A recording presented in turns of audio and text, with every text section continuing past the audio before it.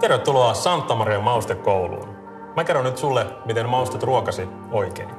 Suolan lisäämiseen ei ole yhtä ainoaa oikeaa tapaa. Riippuu mitä ruokaa valmistat. Itse mä lisään suolan monesti aina ensimmäisenä raaka-aineeseen. Ja nyrkkisääntö suolaa lisättäessä on se, että käytät noin 1,5% aina proteiinin määrästä. Tämä vinkki on tarpeellinen ennen kaikkea silloin, kun valmistat ruokaa isommalle määrälle ihmisiä, esimerkiksi omiin juhliin. Ruoka laittaessa kannattaa muistaa, että jotkut mausteseokset ne sisältää jo valmiiksi suolaa itsessään. Mutta ei mitään hätää. Ruokahan on aina kokonaisuus sitten lautasella. Ja siksi kaikkien perusmakujen ei tarvitse löytyä ihan jokaisesta raaka-aineesta.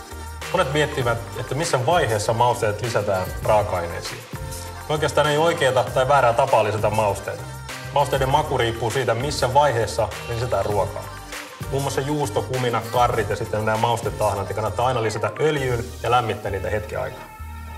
Esimerkiksi tällaisesta lihaa tai kanaa kun maustat, niin pippuri kannattaa laittaa jo ennen paistamista, koska kun se paistuu pannulla, siellä on ehkä rasvaa, jonkun verran voita, niin se maku paranee ja se pippurin aromi tulee tosi kivasti pintaan.